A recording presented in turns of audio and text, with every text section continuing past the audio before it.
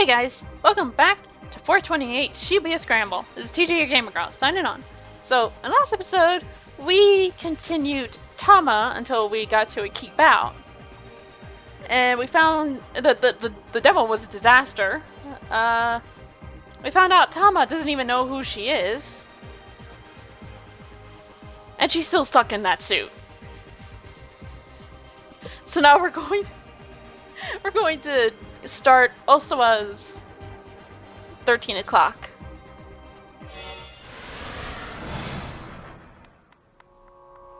I don't deserve to be forgiven for what I've done. We may have both done the same thing, but my motives, those were different. And so I don't regret what I did. And yet, if someone were to ask me if there was some small part of me that wanted to see the results of my research, I could not deny it.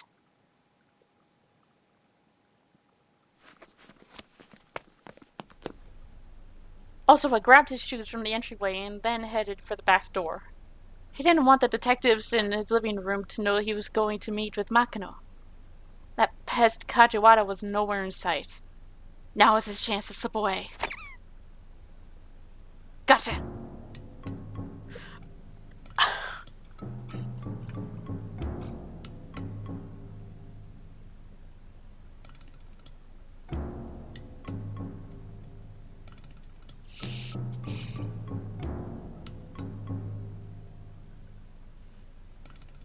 You're not helping yourself!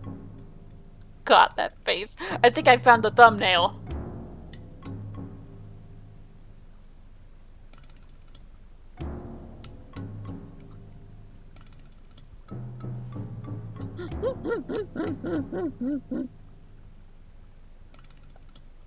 Speak of the devil. Kajiwara had snuck up behind him. Are you going out? The detective asked. No. I was just... Osawa felt... Why is there a rubber duck in his shoe? Did Kajiwara put that in there? Because that's weird. That's like more weird than he's already been. Osawa felt something inside his shoe. Glancing down, he saw a rubber duck stuffed inside it. Is this your doing? I laid a booby trap. Or rather, a ducky trap. Originally the type of lethal trap used in wartime to catch clumsy or unwary soldiers. Boobies. In modern parlance, however, the term frequently signifies a harmless prank, such as setting a blackboard eraser atop a classroom door so that it falls onto the head of whoever opens it. A classic. Kajiwara beamed with self-satisfaction. You know, you act like a grade schooler, Osawa said. Indeed, sir. I am a grown man with a useful heart. Leave it to Kajiwara to yet again miss the point entirely. With a sigh, Osawa tossed the duck at him. Kajiwara caught it nimbly in one hand and then stuffed it right into his pocket. I won't tell you that you aren't allowed to leave, sir. All I ask is that you tell me where you've been and where you plan on going. My work is highly confidential. I'm not at liberty to discuss anything about... Please try to work with me on this, sir. These faces! He's getting more and more creepy! I didn't think that was possible! He's already creepy! How do you get more creepy?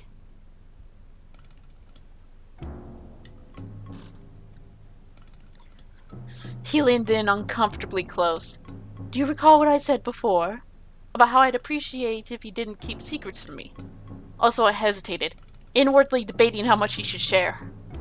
Decided to tell the truth. Alright, if you just leave me in peace.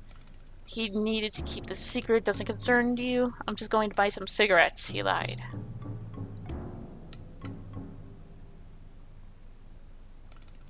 I mean... It's probably not going to end well if we tell him.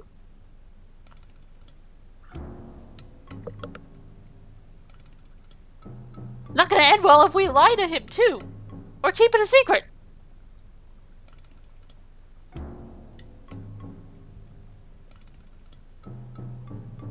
Oh my god, this man. I feel like Osawa right now. For the whole time that I've played this, that I've done also a storyline, it's like, how the hell do you deal with this man? I still don't know how to deal with him.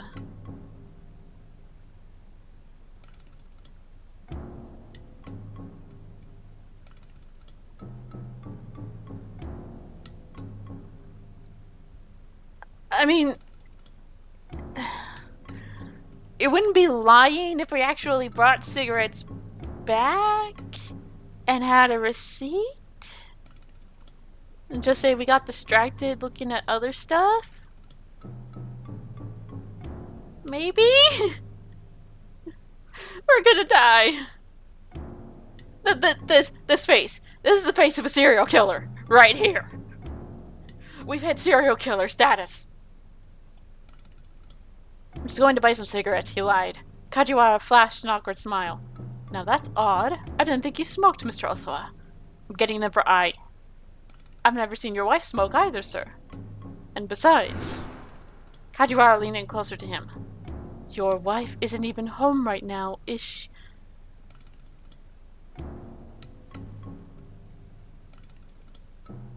This guy... Got it! Is somehow secretly involved in all this. Just hit the mic, just by the way he's been acting. This wasn't going as Osawa had hoped. Apparently he wasn't a very good liar. Even so, he decided to double down. Alright, fine. It was actually Mr. Tanaka who asked me to get them. Oh, now that's surprising. Is that the sort of thing he'd ask of you, Mr. Osawa?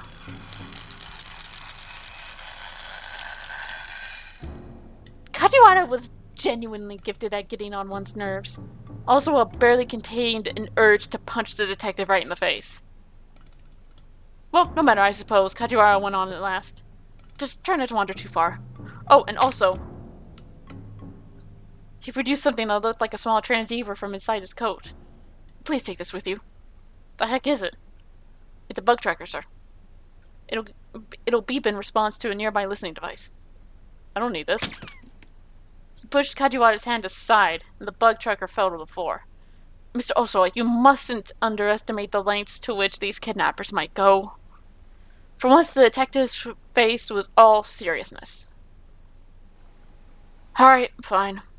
Osawa snatched up the device and headed out the door.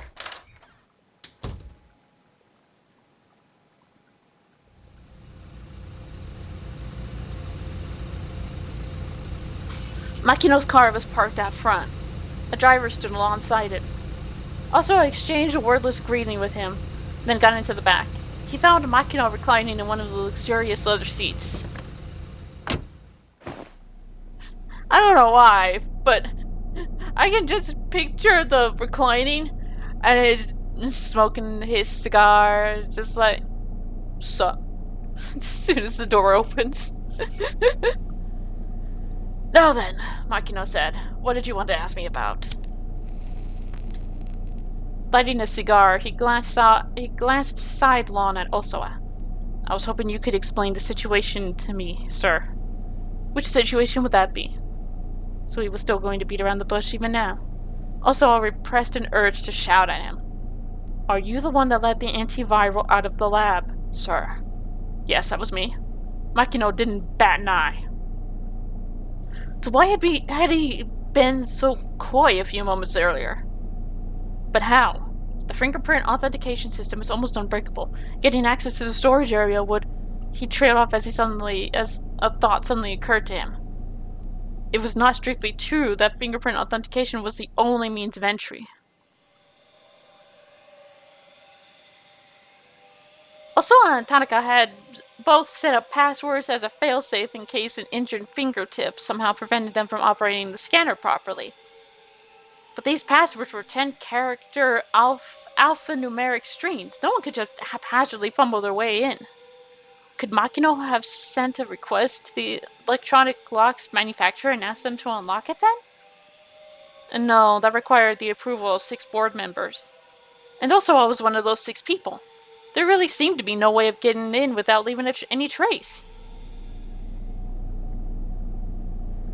You're absolutely right, of course, Makino said with a grin, as if reading his thought. I couldn't gain access to the lab without you and Tanaka. But I didn't have to. He exhaled a large plume of smoke. Remember when we released the samples for animal testing?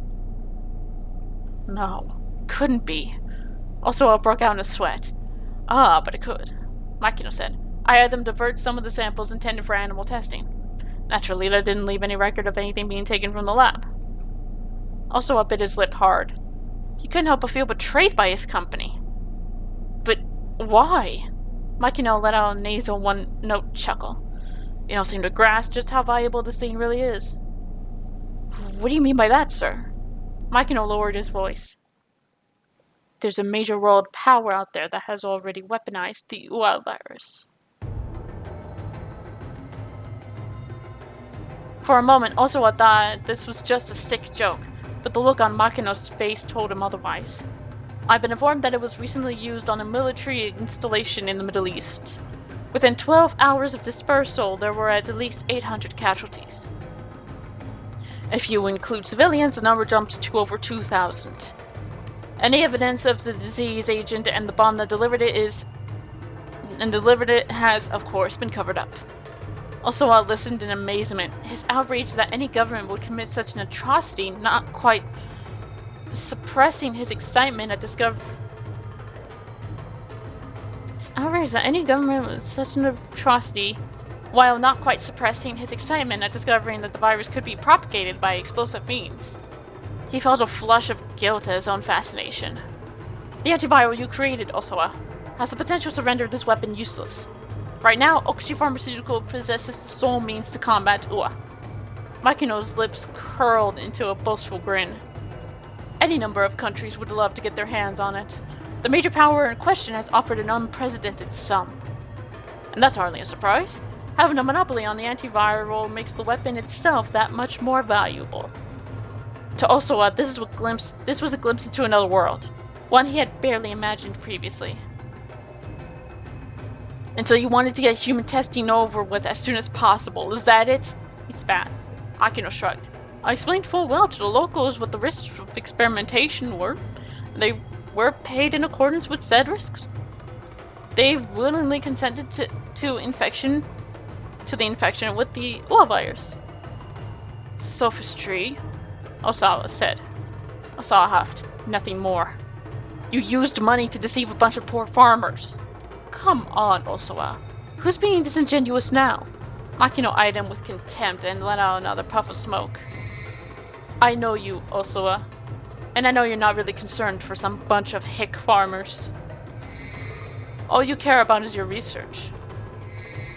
The thing that's really nagging you right now is that someone went ahead and did the final clinical trials without you. Oh, spare me the ridicule, sir. As a virologist, I have a moral duty to what? Makino barked. Go to the media with this? Do you have any idea how much money the company has thrown at your lab to keep it up and running? Osawa's lab has incurred expenses of roughly 30 billion yen in developing the antivirus medication. Okushi Pharmaceuticals spends approximately 200 billion yen per year on research and development. Osawa's work is the single most costly element of that budget. Osawa gaped. I do appreciate all the company has done for me, sir. He spoke so quietly that his voice was nearly inaudible. In any event, Makino said, now that you know about the human testing, I can't let you go to America. How do you know about that? He insisted that I keep his planned relocation a secret, but apparently she told her father regardless. If you insist on making the move anyway, I'll use any means necessary to stop you. Makino regarded Osawa with a bloodshot gaze. Any means necessary. Osawa swallowed the lump in his throat. Sir, you don't mean that my daughter's kidnapping was...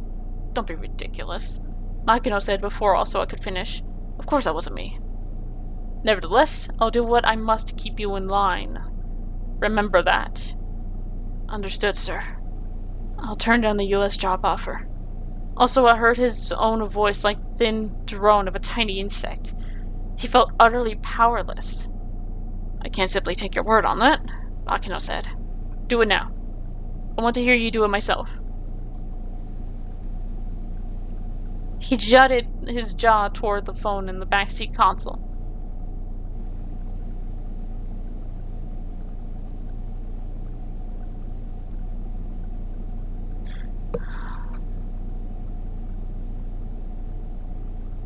Couldn't this wait just a little bit, sir? Osawa asked. Maybe he could still find a way out.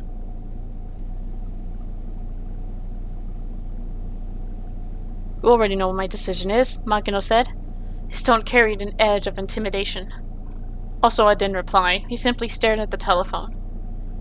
He felt like an insect who had all its legs plucked off. You needed to think about your wife, too. Makino's words were barely above a murmur. Realizing that his boss was speaking as Ai's father, Osawa couldn't bring himself to resist further. He reached out for the phone. Man, screw Ai!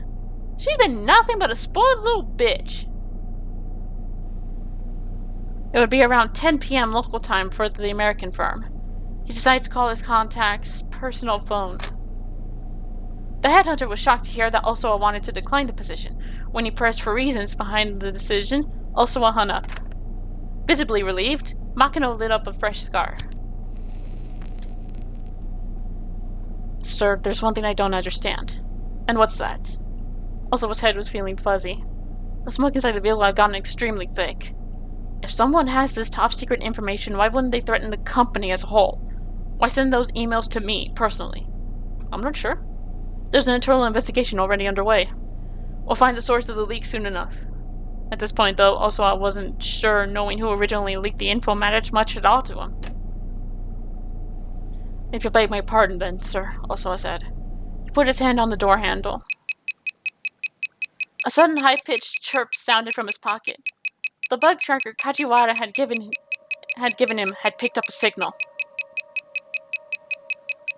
Is that your cell? Makino asked. Oh, yes, that's mine. He hurriedly hopped out of the car and reached into his pockets. Is everything all right, sir? The driver was standing outside the car. He leaned toward Osawa, looking concerned. Was it you? Osawa stepped close to the driver. Did you send me those emails? What? What are you talking about, sir? Don't play dumb with me, Osawa said. You're the only person who could have planted a listening device on the company car. Listening device? The driver raised an eyebrow in confusion. What are you after? Sir, what are you talking about? Who told you to do it? Tell me. The driver fled back into the car. Osawa clenched the bug tracker hard as he watched the vehicle pull away.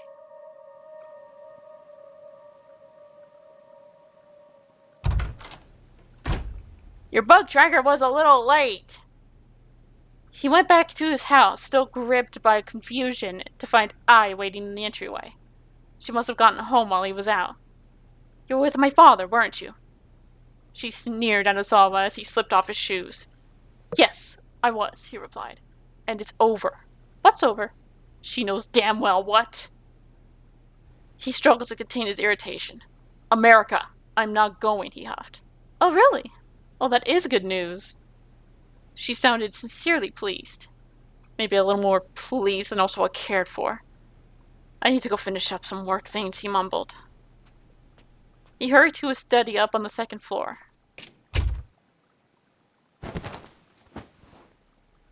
He threw himself down in front of his computer. There hadn't been any progress on the investigation, as usual. Just how long was this all going to go on for? Were all kidnapping cases as drawn out? I mean, maybe? Depends on what they do. Osawa was growing more and more uneasy. He could barely contain himself at this point. Wasn't there something, anything that he could do? He glanced over at his monitor. That's an idea. He could look up kidnapping investigations on the internet. That might give him some insight into the current situation. Kidnapping, police investigations, hostages. He typed the 3 keywords into the search field. The engine pulled up over 100,000 hits. He scanned the beginning of the list for anything that might be useful. One of the site links caught his eye. How the police do it. It looked like a page containing information on various types of police cases. He clicked on the link for kidnapping cases and began to read. Even if the hostage wound up safe in the end, the site informed him the police lost face if the culprit got away. And if the hostage were killed and the kidnapper evaded capture, the media would have a field day. This made apprehending the suspect an absolute necessity. Even if a person's life was on the line, when it came to a kidnapping case, the police prioritized making the arrest. Taking his hand off the mouse, Osawa sat back and thought. He wasn't going to be able to relax until he heard Maria's voice again. But if the police prioritized arresting the suspect, why were they just letting things stay in limbo now? Didn't they have the crooks under surveillance? He couldn't wrap his head around that. The internet hadn't been able to give him the info he'd hoped for after all. Unable to do anything for Maria but wait, he turned his thoughts to how his opportunity to transfer to the US had passed him by. The research facilities in America would have been top tier. Some part of him still couldn't quite accept what had happened. He stole a quick look back at the door, then surfed to the Aya Kamiki fan community for people 40 and over. Whenever something was weighing on his mind, posting to these forums seemed to turn his mood back around. He knew that now wasn't really the time to be doing this, but he needed to do something to be calm and quiet his mind. He started a new forum topic. In the field, he wrote, Aya Kamiki expanding into the US. With Aya Kamiki still at the height of her popularity, does anyone else think it would be exciting if she ventured into the American market? I know I would. She's not the sort of artist who deserves to be confined to Japan. She should be recording at an American studio staffed by the industry's best. I'd love to see her career really take off over there. He wound up getting into a little back and forth with himself. Hopefully he'd get a response from someone else soon. A sudden shrill noise started so much that he nearly cried out. His heart fluttered like that of a young child who'd been caught in some prank. Realizing that the sound was coming from the bug tracker, he pulled it out of his pocket and took a few breaths to steady himself. Evidently, someone had bugged his study as well. Tracker in hand, he walked toward the center of the room. What direction was the signal coming from? He tried heading over toward the window. Here, maybe? Next, he headed over to his desk. Here, too? The bug tracker was picking up signals from all over the room. Had there been that many listening devices planted in here? Mr. Osawa, it's Kajiwara. Ah, perfect timing. For once. Osawa hurried to let the detective into the study. The bug tracker's picking up signals. Oh? Yes, from all over the room. What should I do? Mr. Osawa, please calm down. As if that's even possible right now. It feels like there must be 10, no, maybe 100 listening devices in here. Kajiwara didn't miss a beat. Let me be honest with you. That bug tracker is broken. What? Osawa was dumbfounded. Broken? But this is the one I got from you, right? Well, yes. But mine isn't detecting anything. Kajiwara produced an identical bug tracker from his pocket. And as he said, it wasn't getting any signal. As I recall, Mr. Osawa, that one was dropped on the floor when I was trying to hand it to you. Ah, yes, that's right. That must have been when it broke, sir. The strength ebbed from Osawa's body. He didn't have the mental energy to be angry anymore. He gave the tracker a whack with the palm of his hand, and the beeping stopped. Right, he said. What can I do for you? Kajiwara clapped his hands together as if he just remembered something. Ah, right. We have a big problem. The toilet again? Osawa sighed. No, it's not that. It's something worse. Kajiwara's face turned grim. Something worse? A had something to do with me. You're so wicked. I'm curious. What did he consider worse than the toilet? Had something happened to Maria? He needed to hear the detective out. What is it? Also asked. Go on, tell me. He did his best to remain composed. Well, you see, we ordered lunches for everyone, and it looked like there were 2 still left over, so I wound up eating them. That's worse than the toilet. There was an awkward pause. Also, I didn't have the foggiest idea of how to respond. My deepest apologies, sir. I ate the lunches intended for you and your wife. Kajiwara bowed profusely. And I really do need to apologize. They were tonkatsu bento boxes, and they were delicious. The meat was so tender, and the batter so crisp. With each and every bite, the rich flavor just filled my mouth more and more. You're gonna make me hungry if you don't stop. Also, I felt a blood vessel burst in his skull. Listen, you. Get your goddamn act together, or he didn't get to finish that thought. A pathetic little gurgle sounded from his stomach. See, Kajiwara said, you are hungry. He fussed sheepishly with his hair. At the talk of food, also I realized abruptly that he hadn't eaten anything since the night before. Shall I make something for you? The detective asked. This is all my fault, after all. You can cook? Also, I wasn't sure how thrilled he was at the idea of Kajiwara helping him. You mustn't judge people based on outward appearances, Mr. Osawa. Alright, fine. Go right ahead, then. His newfound hunger was making it hard for him to think. It would certainly behoove him to eat something. He led Kajiwara to the kitchen.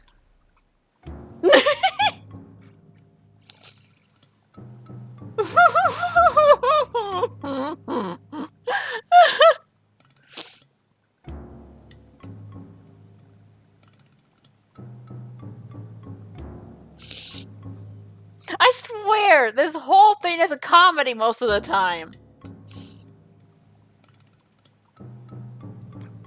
What's with that getup?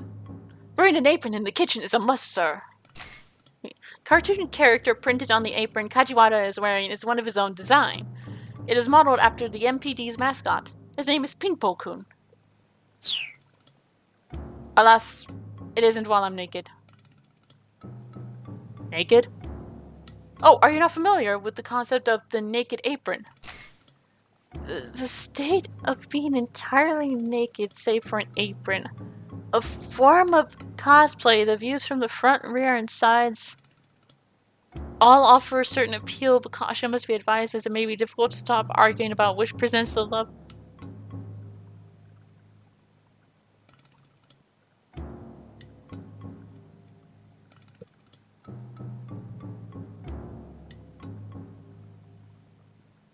That's a form of cosplay?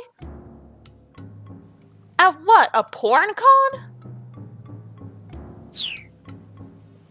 I can demonstrate if you like. No, that's quite alright. Where'd you get that apron anyway? It's mine, sir. Have you had it with you this whole time? Yes, in here.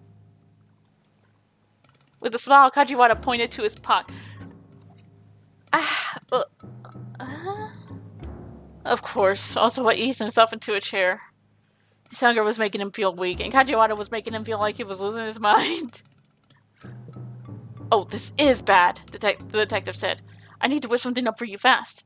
Something's definitely wrong if you don't even have a comeback. Also, I felt his anxiety mounting. Just what sort of food was this insufferable oaf going to make anyway? Probably nothing worth eating, was his bet. For now, he just had to pray he wound up with something edible. I want to keep this going. This sounds like it's gonna be good. And I mean the funny kind of good. Kajiwara peered into the refrigerator. Goodness, you are remarkably understocked, he said. Let's see. Could you please put these in the diner, Mr. Osawa? The what? Named for the sound a microwave oven makes when it is finished heating the diner.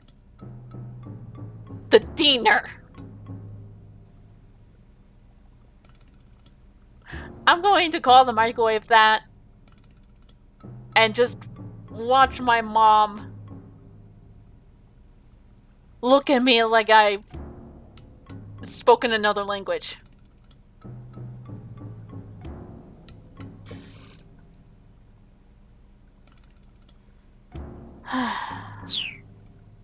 The detective handed Osawa some frozen lumps of rice. The diener? The heck is a diener? The microwave oven, sir. Osawa stepped in front of the microwave. Unfortunately, he had no idea how to work the controls. You should thaw that rice out as soon as possible, Kajiwara told him. I'm actually not sure how to operate this thing. What? The detective gasped. You don't know how to use a microwave? Osawa could only nod in silent shame. It should be just as simple as turning the dial. Wait, which one? That one, sir. The one on the right. Osawa turned the dial and crossed his arms with a satisfied grin. Mr. Osawa, you need to put the rice in first before you do that. Well, then why didn't you say that? Osawa snapped. I've never worked in a kitchen in my life. Don't ask me to do things that are this difficult. Very well. I'll handle this from here. Why don't you get out the bowls and the chopsticks then, sir? I have no idea where the hell those are kept. Kajiwara let out a heavy sigh. Alright then, please just sit and wait, sir, he said. And here, take this. Kajiwara pulled out a sheet of bubble wrap from his pocket. Use your fingers to pump the bubbles.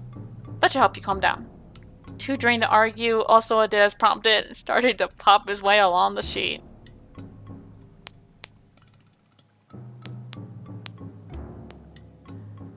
Rather than calm him down, though, it was making him incredibly cross.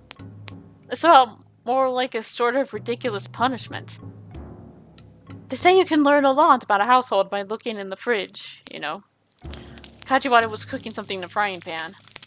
And? Osawa said. So what have you learned about mine? I better not say, sir. You might take offense. Osawa snapped another bubble between his fingers. Oh, the rice is finished thawing. Kajiwara topped the steaming bowl of rice with the fried egg he whipped up in his pan. Then, as if it were an afterthought, he added some pickled vegetables. Here you are, sir. Your fried egg on rice is complete. One of Kajiwara's simple recipes. Others include his white spaghetti, which is simply spaghetti that's been flavored with butter, salt, and pepper after it's been boiled. Both are a bit too basic to be properly called cuisine, but it does take a certain skill to bring the best flavor of the ingredients with such simple seasonings. Kajiwara grinned from ear to ear. Go ahead and eat it while it's still warm. Also received the bowl with a dubious look. You aren't very good at cooking, are you? He said. All you had in your refrigerator were eggs and pickled vegetables, sir. I assure you, it was quite delicious. I recommend breaking the yolk and mixing it all together. Reluctantly, Osawa brought a bite to his mouth. That's good. The words came out almost unbidden. Isn't it just? Egg, yolk, and pickled vegetables pair quite well. Osawa couldn't help but stuff his face, slipping into a rapturous daze as he did. The more he ate, the more it stirred his appetite. I had no idea fried eggs could be this delicious.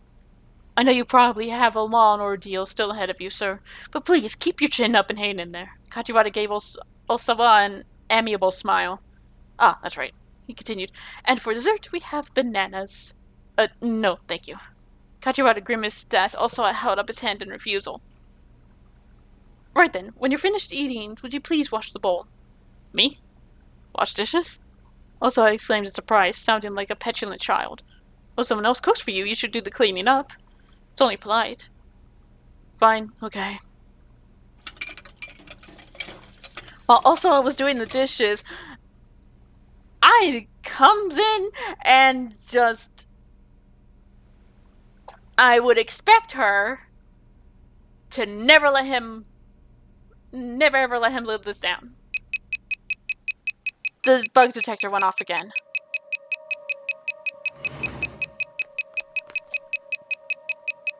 Director, if you have a moment. Tanaka poked his head into the kitchen. I've got something urgent to discuss with you. Is it his detector or the broken one? Where's the broken one? Oh, shit!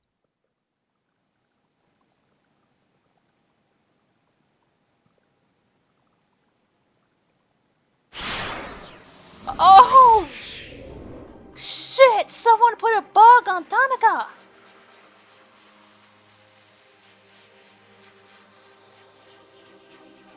Oh, shit!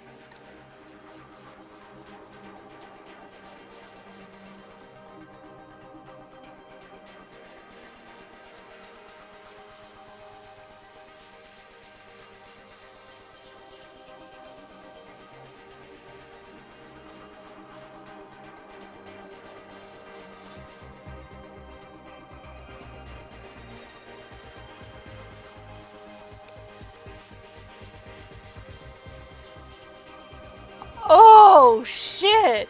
And of course we get to keep out as it starts to get good.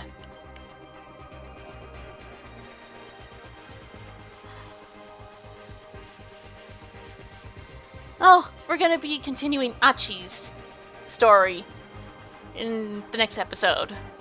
Because his ended on a pretty big cliffhanger, too. So, until then, this is Gamer Girl, signing off.